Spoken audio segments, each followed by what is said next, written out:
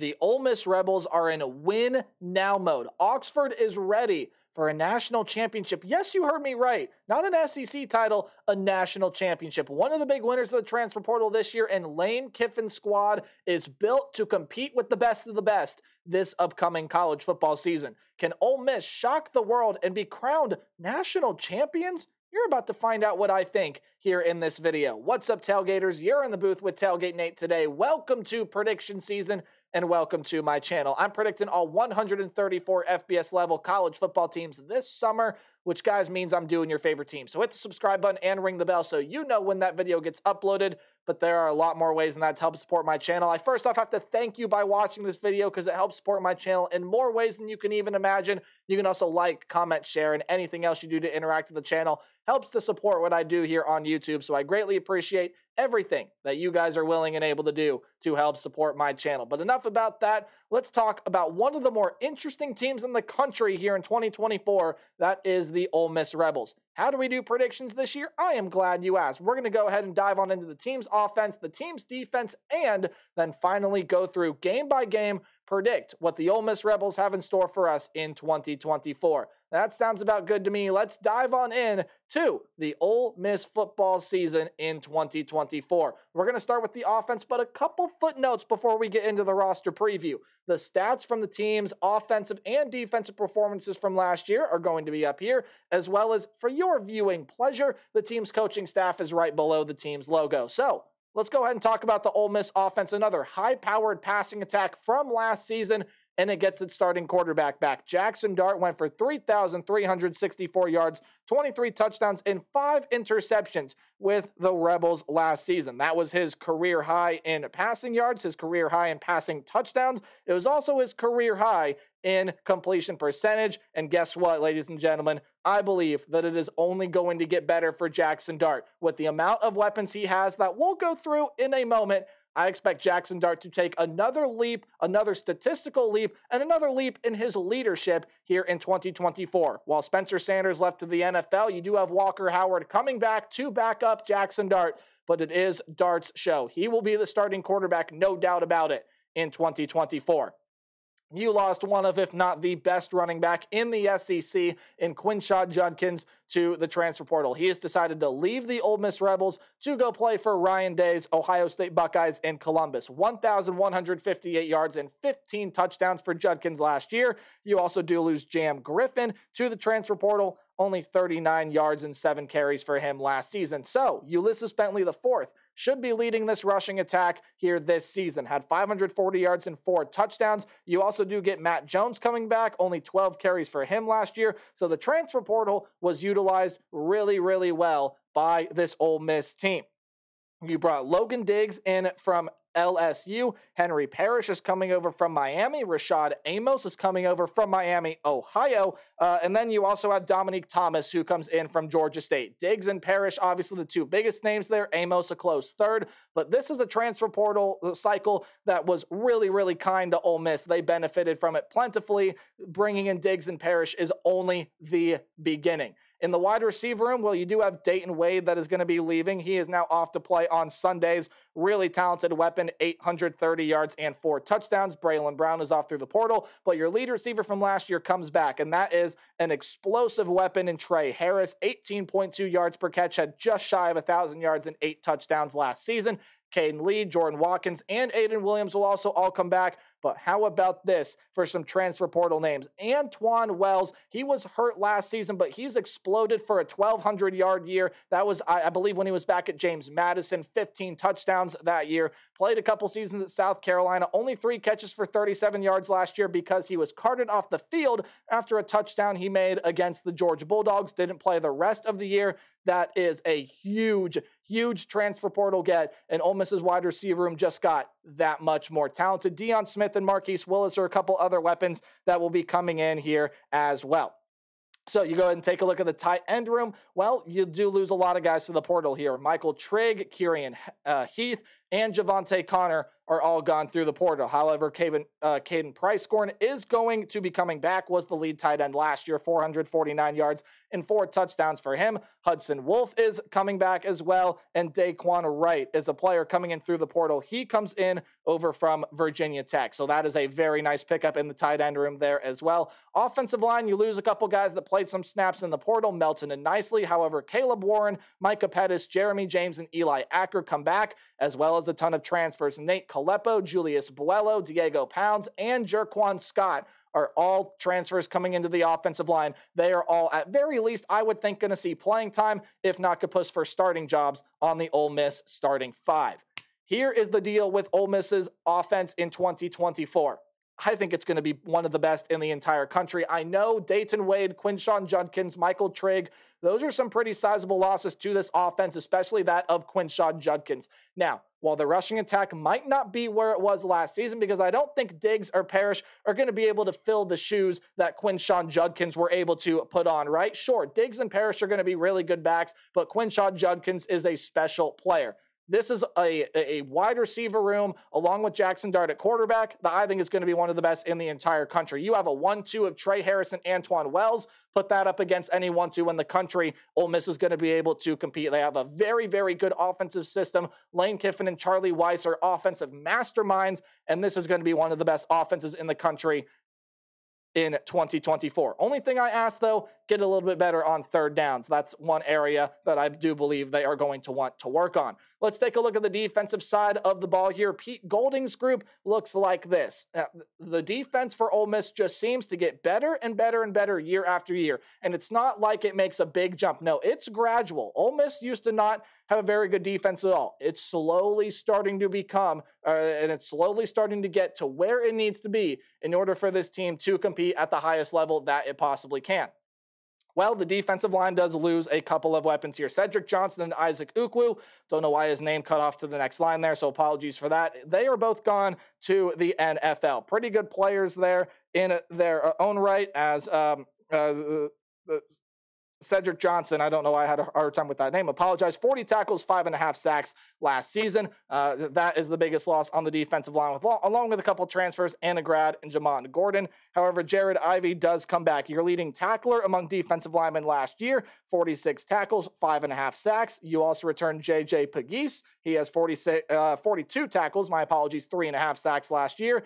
Xavion Harris and Akello Stone will be coming back, as well as a couple huge transfers. Walter Nolan comes over from Texas A&M. Princely Uman Mielen comes over from Florida.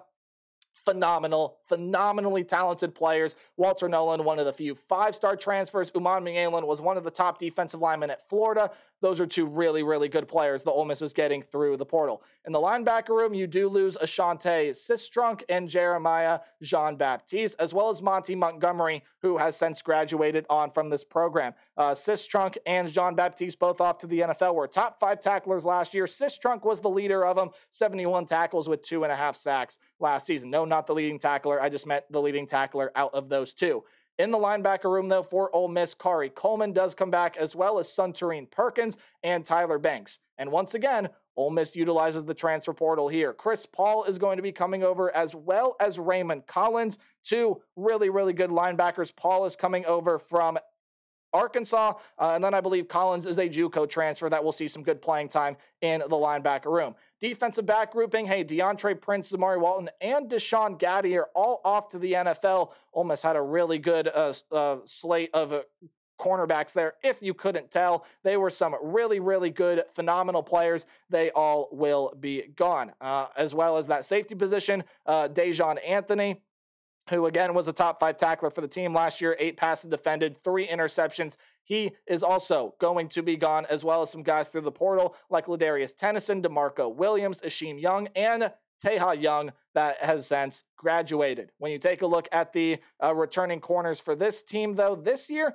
Chris Graves is really only the notable one there. Not a huge piece on this defense last season. He had 13 tackles, 3 pass defended, played here and there. He'll have a higher role on the team this year, but they got, again, a theme for Ole Miss this offseason.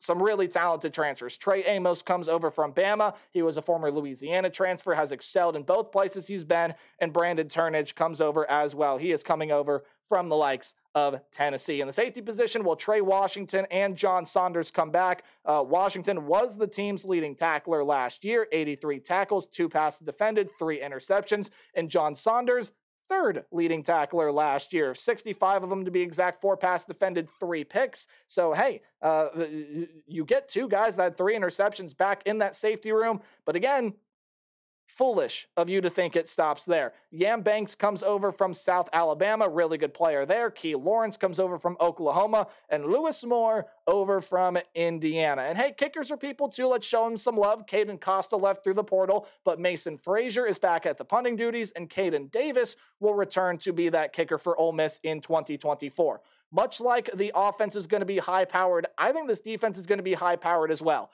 I think it's going to be susceptible to giving up the big plays, but Ole Miss utilized the transfer portal to perfection. They lost a ton of really talented players on the defensive side and a ton of guys that were leaders for them. Guys like Dejon Anthony at safety, guys like Sistrunk and Jean-Baptiste at linebacker, Cedric Johnson and Ukwu on the defensive line. You return a lot of good players in those positions already, and you only bolster the rooms in the transfer portal. Ole Miss defense is going to get even better this season, and while I may be showing my hand a little bit here, I think it has the potential to be one of the best defensive units the SEC has to offer this season. Now, they definitely can make me eat my words on that. The defense has struggled in certain areas against certain teams, and they do give up the big play, which I think they're still going to be susceptible to this year, but the defense should take another step in the right direction for Ole Miss. Let's talk about the Rebels' schedule here in 2024. It is very backloaded, and we'll talk about why when we get there. Those college football fans out there can probably tell already. But any game at home is going to be underlined, while any game in italics is in that, or I should say any game on the road is in italics. That's that slanted text. Any game in green is a game I see Ole Miss winning with ease. Any game in yellow is a game to where, hey, I think Ole Miss is going to struggle a little bit, but they're still going to be able to win. And of course, yellow is a loss. And after a quick water break, remember to stay hydrated out there. Let's dive on into predicting Ole Miss's football schedule here in 2024. The first 2 games of the season should be easy wins. Ole Miss is going to absolutely clobber Furman. I don't know why I had such trouble with that. They're going to clobber Furman, and then they will go beat Middle Tennessee State, the Blue Raiders, there as well. Wake Forest is an interesting non-conference game here. I don't think Wake Forest is going to be up to the level of Ole Miss this season, not even close, not by a long shot. They could be a sneaky competitive team, and they could hang with Ole Miss here. They got some pretty solid pieces on both sides of the ball, but I think that Ole Miss, especially with that offensive firepower, will be too much for this Wake Forest defense to handle, so the Rebels will win that Power 4 road game there against the ACC counterpart in the Wake Forest Demon Deacons. Georgia Southern is a team that, hey, has seen some improvement. Clay Helton is that head coach now. Georgia Southern has some pretty solid talent. Nowhere near the talent to what Ole Miss has. Ole Miss should be able to win this game easily as well. Kentucky is coming up next as now Ole Miss gets into their SEC slate, and I think Kentucky is going to be a very interesting matchup for a lot of teams this season. Brock Vandagriff is coming over to potentially be that starting quarterback, and Kentucky, while getting some transfer pieces here and there, like Chip Trayanum from Ohio State's coming over to play running back. They got some wide receiver transfers, got some defensive transfers. That's a team that's going to be pretty hard to judge this year. I think they're going to be pretty competitive, but in the second half here, Ole Miss is going to be able to pull away. So I got them being able to win that game there against Kentucky in week 5. And then in week 6, they go on the road to play South Carolina. I think South Carolina has got a lot of things that they need to be able to figure out. Juice Wells is going to be playing his former team in South Carolina. Of course, I'm talking about Antoine Wells there, the wide receiver that Ole Miss picked up from the portal. And I think Ole Miss is going to have a pretty easy time with the front half here of this schedule. I see Ole Miss going 6-0 through the front half of this schedule. Kentucky is going to be a little bit of a tricky one, and watch out for that trap game on the road, the front half of a back-to-back road stretch for the Ole Miss Rebels, but I think they should easily be able, I think they should easily be able to win both of those games. Now you go on the road in a tough environment to play the LSU Tigers, and this was an instant classic last year. I think Ole Miss is going to be able to win this game for the second straight year, though. LSU is going to get that defensive side of the ball improved. They're bringing Blake Baker over from Missouri, who, yes, had struggles early on, but that Missouri defense ended up being really, really good down the stretch with a lot of very good players. LSU has got a world of offensive talent, and even though the defense struggled last year, it's got some good pieces, especially in that secondary, and Harold Perkins is one of the best linebackers in the entire country. He might very well be one of the best defensive players in the entire country, at least that is what I believe, but the defensive line is still lacking a little bit. We'll see if that pass rush can wake up, and overall, I think Ole Miss defense takes a step in the right direction to be able to slow Garrett Nussmeier and this LSU team down, as well as this Ole Miss offense being too explosive for LSU's defense to handle. While it gets better with Blake Baker, it doesn't get better enough. I think Ole Miss goes on the road, beats LSU in a very close competitive game, probably going to end up being another shootout here between these two sides. And then you get your first bye week of the season.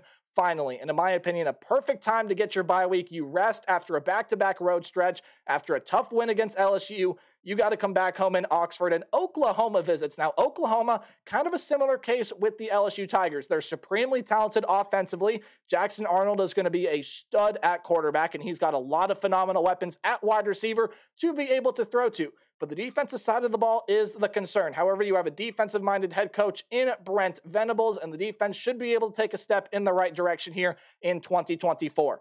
Not enough to be able to slow down what this Ole Miss attack is going to have. Again, I expect Jackson Dart to have a huge year. The rushing attack is still going to be prolific, even without Quinshon Judkins. And the Oklahoma defense, I just don't think is going to be able to get up to the task. Again, another potential shootout game here, but Ole Miss will be Oklahoma in Week 9 to move to 8-0 on the season. And now rumblings in Oxford of a potential national championship team are starting to get really, really serious if they haven't been already up to this point already.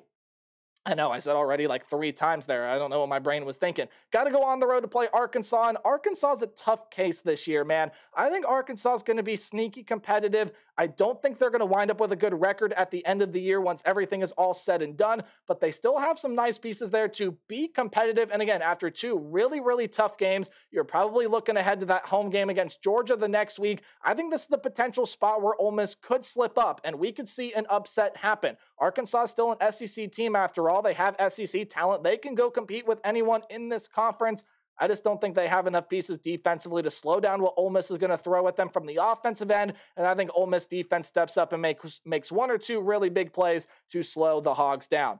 They will lose to the Georgia Bulldogs. However, too much physicality on the Georgia side. It's not going to be a massacre like it was last season. In fact, Ole Miss is going to make this game really competitive. I think Jackson Dart and this wide receiver room are going to give this Georgia team fits, but I expect Carson Beck to have a huge year. And Ole Miss, while the defense takes a step in the right direction, it won't be enough to slow down what the Bulldogs have with Beck, with that tailback room. Give me the Bulldogs to beat Ole Miss in Oxford, handing them the first loss of the season, but none to fret. Another tricky one here against Florida. Billy Napier's Gators, I think, are going to be pretty darn good, so I think they're going to be able to win that game there against Florida. And for the final game of the year in the Egg Bowl, realized I had the date wrong on that, so I had to go and fix it.